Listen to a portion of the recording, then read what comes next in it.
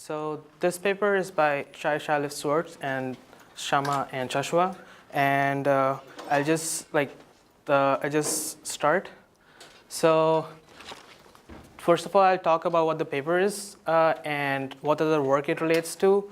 Then I'll talk about the problems with machine learning approaches, the other categories, the categories of reinforcement learning algorithms that the authors discuss, and then I'll go and the major contribution of the paper is reinforcement learning without the Markovian assumption. So they proved the policy gradient estimator for reinforcement learning without the Markovian assumption. They say it doesn't need the Markovian assumption. Then they do variance deduction. I'll briefly say how to solve for the optimal baseline, and then there's some other policy gradient variance that they say how to solve for. Then this is their other contribution. They say how to do safe reinforcement learning for autonomous vehicles. They say how the traditional objective, that is an expected reward, that poses a function safety problem.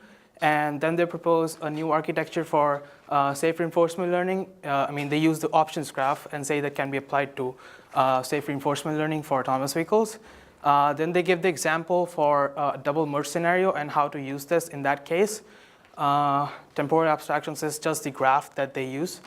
And then I'll describe the experiments that they do. It's not very much. And then the conclusions, I'll summarize the paper. So what is the paper about? It shows how to do the policy gradient without the Markovian assumption, why traditional objectives pose a functional safety problem for autonomous driving, and proposes a new architecture. So some other work that has been done is learning in a multi-agent setting has been tried through game theoretic approaches. These are from the paper, so you can go ahead and find those papers online. Then they also say that there is another paper that does safe reinforcement learning. To keep in mind, this was in 2016, so there were not many papers on safe RL back then, I think. So in the other paper that they list, this was in 2015. In this paper, they project the hard constraints on the neural network weights. And so they say this is fundamentally different from what they're doing here. In here, they're actually breaking down the problem into components in the option graph and then learning those. Okay, so the problem with ML approaches is that, first of all, it needs a lot of training. So if you want to cover all cases, you have to train a lot, right?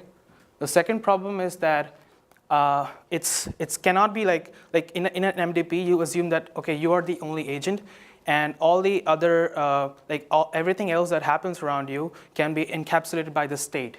But the decision you take is actually dependent on what the other people also do around you, right?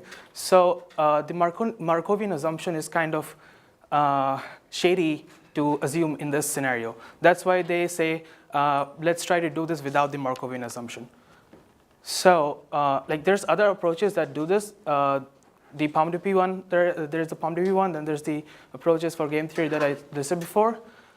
In the POMDP one, I think it's you can't observe the state directly, but you can just observe the hidden, you can observe an observation which is based on the hidden state that can't be directly observed. So these are other approaches. Okay, next, they categorize the 4 kinds of reinforcement learning algorithms that exist. They say there's algorithms that estimate Q or V functions. So there's a problem with these because they assume the Markovian condition, that is, it depends only on the past state and not on any other just the current state, not on the previous history. So this is embedded in here, so they can't use this. Then there's policy gradient algorithms. They can do something with this that I'll show how to. Then there's model-based algorithms, which they don't focus on much. And then there's behavioral cloning, that is supervised learning. So their main idea is initialize the options graph with behavior cloning, given some supervised examples of how the driver does its driving. Just learn some things for the policy network, and then initialize all the policy nodes in the options graph with the with supervised learning, and then they can learn based on policy gradient updates. Okay, so in this case we have states, actions, and policies, but these states are not the they don't have the assumption like they're similar to MDP, but they're kind of agnostic. We assume that the policies are differentiable. A trajectory is defined as a sequence of state action pairs that is taken over time. State 1, action 1 till state T, action T. Then subtrajectories are defined as from I to J. So from state I, action I, to state J, action J.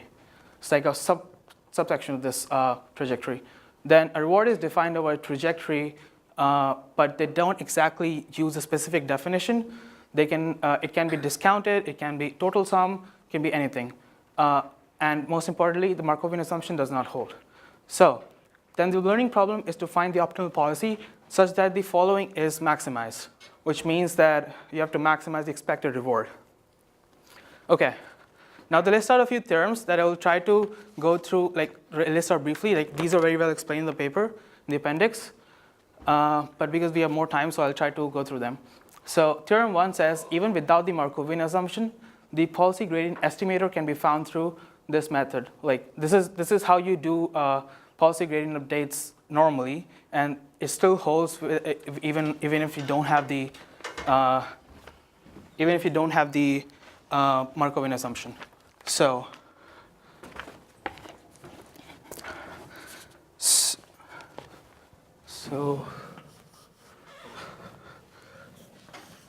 what you want to do is find the gradient of.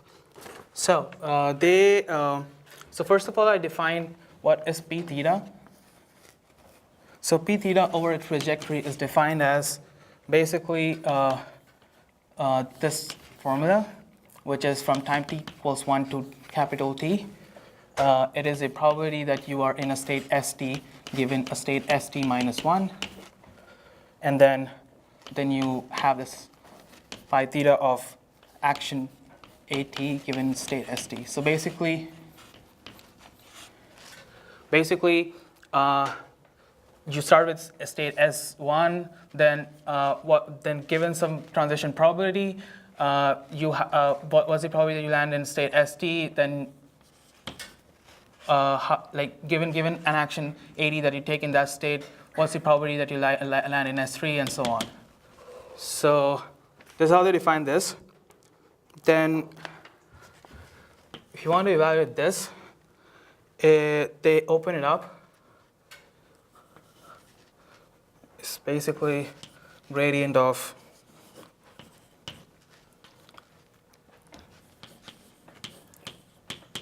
times the probability.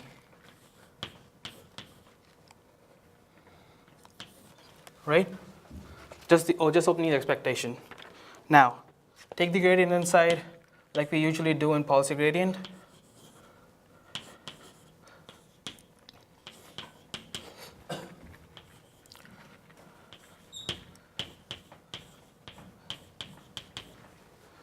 And then expand this using the log trick. So you can do log of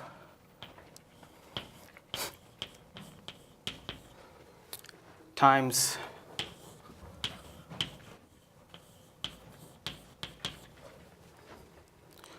and then you can break this down.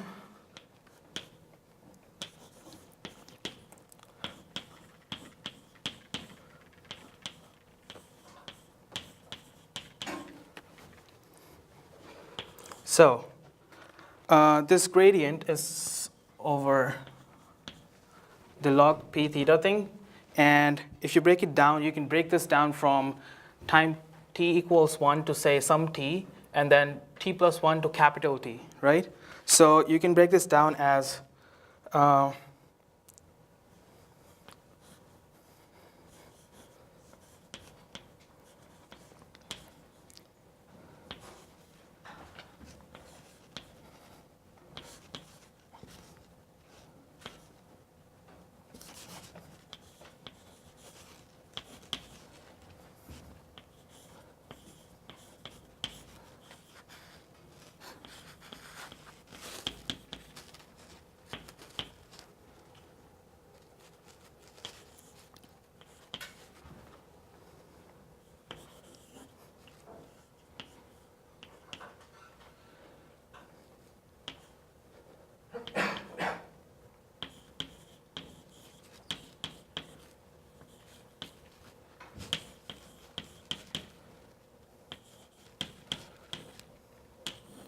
Okay, so they took they expand this. So this part is from here. When you do the log, it turns this into summation, and then this part and this part are separated, and then this part is just saying st minus, like you have to have the 1 to t minus 1 because you don't have the Markovian assumption. So it's just following the trajectory, you have to have st. And then they say that because if you take the gradient inside,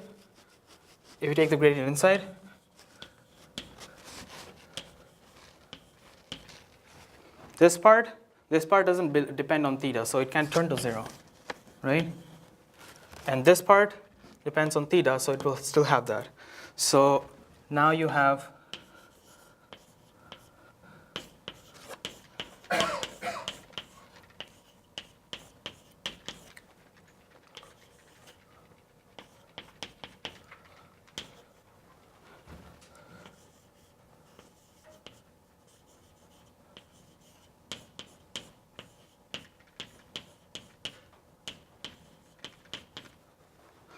and it's still an expectation with this probability function. So it turns out to be that sum I gave here. So it still holds even if we don't have the Markovian assumption. So that's their first theorem. This is the nabla hat. That is the estimator of that term that you can use for policy gradient updates. Okay.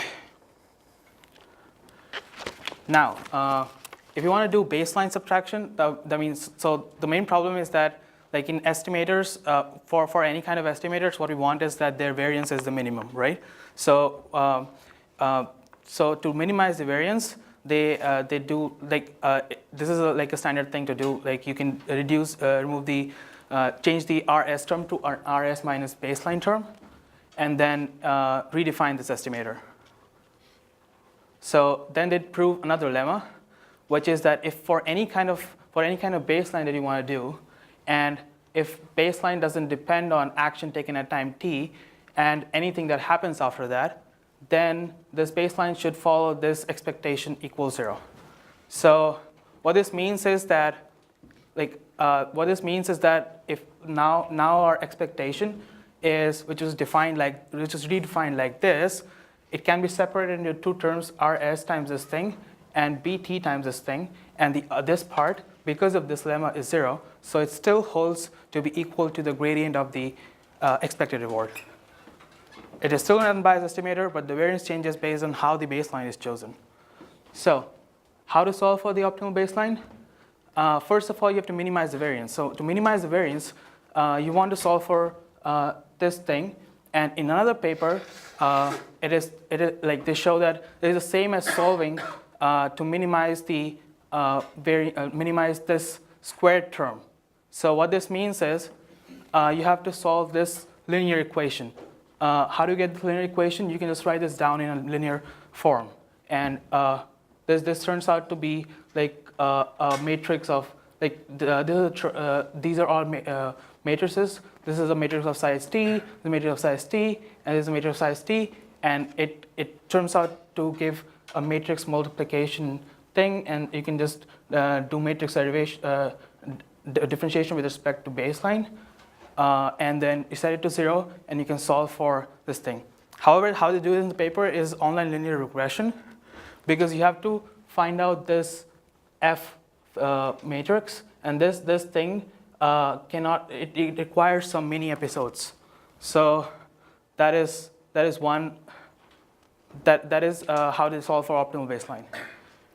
Now, policy gradient variance without the Markovian assumption. There are some other papers that use another kind of function called the Q function. This is not the same Q function you do in Q learning. So you can think of the Q function as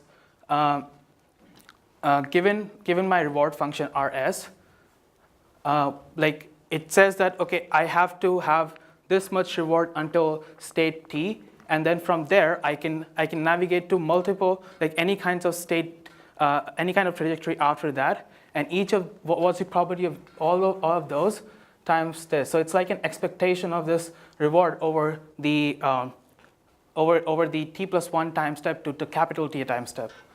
So even without the Markovian assumption, they prove that this thing still holds. And the proof is really similar to that.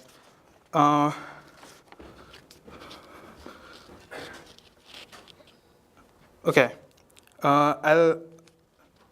this will take a little bit of time, and for this I need to prove the previous one as well here. So, I'll probably skip this because like it will take like at least 10 minutes more. So, but the proofs are really given in the appendix. But this is the main idea that they say holds without the Markovian assumption, and these things they say are the policy gradient variants that hold without, like they even hold without the Markovian assumption. So these are the two lemmas that they prove, and okay. Now we come to safe reinforcement learning. So they say like the objectives that involve expectation are common in machine learning, and our goal is to minimize this, maximize this expected reward. They say it poses a functional safety problem. How? So suppose you have you have designed a reward function for a crash scenario, right? So suppose you have like a vehicle, and if it's doing normal, maybe say give it 0.01. Or maybe minus or something 0.01, and if it like crashes with something else, give it a negative reward of R, right? Now how high should this R be so that like it actually learns that this accident is not something that it should do? So if you see that, suppose that with probability P an accident happens, and for that all those cases you get a negative reward of R, and with probability 1 minus P, the other terms sum to something in -1 to 1. Like it is not very significant with respect to R, but whenever an accident does happen, this terms overshadows everything else, and so the policy has to learn that an accident is not good. But whenever it doesn't happen, it does learn something because this is not 0 or something close to 0. It is still significant. So suppose we design a reward function like this, then the contribution of this term whenever accident happen over all trajectories is like P times R, and that term should be not negligible, right? So it should be greater than, much greater than whatever this term is. So PR should be greater than 1, or R should be much greater than 1 by P. So this is one condition that they have, right? And with the requirement that this is the condition, we require that the variance should be, should increase as, like they prove that this is the lemma, this is what should happen, like it should increase with PR square. So this is a problem because it makes finding the estimator even harder, because now you have to sample through even more number of trajectories, and like the complexity of the problem blows up. So now, what's the architecture that they give for safe reinforcement learning? They say, let's decompose the policy pi into two parts. So now you have a state S, and you want to do it in the map to some kind of trajectory, right? So instead of going directly, go to some set of desires and go from there to the trajectories. So what that means is, let's decompose this into learnable and a non-learnable part. So the non-learnable part will have the it will have hard constraints to enforce this functional safety of the system, whereas this part, it will learn something that ensures the comfort of the driver, or like it matches the trajectory somehow, like you have to get to the goal. So those things are there in the learnable function, whereas to avoid any kind of crashes or bad things, we put it in a different policy that is not learnable. It is solved through some kind of optimization solver. So they decompose it like this. So it's now a decomposition of functions, states to desires, desires to the final trajectory. So now they explain the double merge scenario. So in a double merge scenario, there's like two highways that's going, and you are an agent that has to decide whether or not to turn left, or whether or not to merge or not. So what this means is, like it's hard because if you don't do it at the correct time, you might not be able to get onto your correct lane, And you have to also take care of the fact that there's multiple cars coming from multiple directions. So you have to take care of the fact that you don't crash with any, and you do it just in time. So it's a hard scenario. So for this, they define how the desires work. So let's define the desires for this case through 3 parameters. So suppose our speed is from 0 to the speed limit. Our lateral position in the lanes, so from, like, it could be from 1 to 4, but you could also be mid-lane. That is, you are somewhere like here, but trying to go from here. So this is like 1.5 maybe. There's like 1, 1.5, 2, 2.5, 3, 3.5, 4. So where are you on the lanes? Then with respect to any other vehicle, do you want to give way to it? Do you want to take way from it? Or do you want to maintain a lateral offset from it? So with this setting, you already see that the desires is like a continuous domain because of this. And it also has a lot of discrete parameters because of the n vehicles.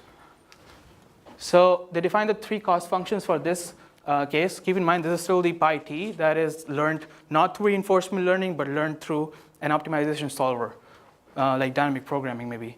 So the cost function for the speed, which is like how close is it in the segment. Like if this is the trajectory,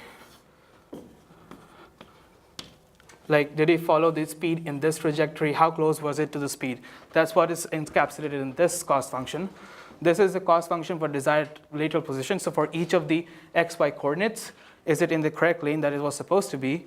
Then this is the cost due to other vehicles. So if for example, if the car is tagged G, then we should be arriving at least 0.5 seconds after it. So if like in the 2 trajectories for the vehicles, like this is the ith index of the coordinate and jth index of the coordinate. They're the closest 2 coordinates.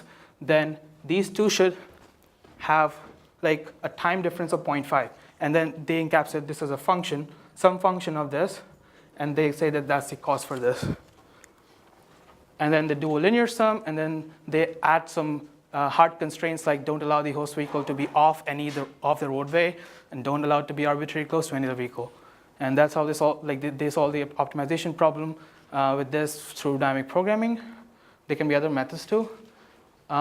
Then what's left is learning how to map from states to desires. So what that means is you have to learn this policy. But the problem is that the desires can be too large, like you just saw. It can be continuous even. And the variance of the policy gradient, it grows with time horizon t, because you see there's this term here. Whenever you estimate it, like if the time horizon for any episode is too large, this part will actually cause problem there. So what they do is they break it down into multiple sections. So they use an options graph for that. Why? Because then it's interpretable. And then decomposing means now every section will have smaller horizons and possibilities per node. So there will be smaller variance. So they use something like this. So suppose you are the agent. You can decide whether or not to prepare or merge. Then when you've decided that, you can decide whether or not to go left, right, go, stay, push, then accelerate, same, or decelerate, and then go through every of these things and find out the corresponding values for these things for each of the vehicles. And then this is how you can, given a state, map it to the corresponding variables for different things that are happening in the environment. So you map it to the state of desires.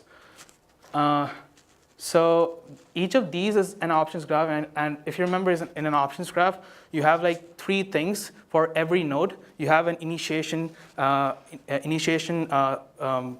condition, you have a termination condition, and you have a policy. So each of these policies is like a neural network of 3 hidden layers, and like starting at the root, you can, like if an initiation condition is fired, you can go into one of the nodes, and whenever the termination condition for that node is fired, you can go into some other node. So all of that is learned in the options graph, and it's not really it's not really a huge contribution, just like an application of options graph to this problem. So in terms of experiments, you have to have you have to take care of comfort as well as whether the merge succeeded. So the reward function for the policy graph has these terms. They don't explicitly say how they take care of comfort or whether the merge succeeded or like how they encapsulate that data. And then each agent, they say in the simulator, can observe location, velocity, and where the other thing is headed. That's different from velocity within 100 meters. Then they use some kind of optimization to find pi t. They initialize all the policies in the option graph through imitation learning. That is given some examples of how the driver drives. They initialize the nodes in the options graphs. So it is hard to actually think of how they do this for every node, but the good thing with deep learning is that it takes care of the hidden variables on its own, so you don't need to actually do much here.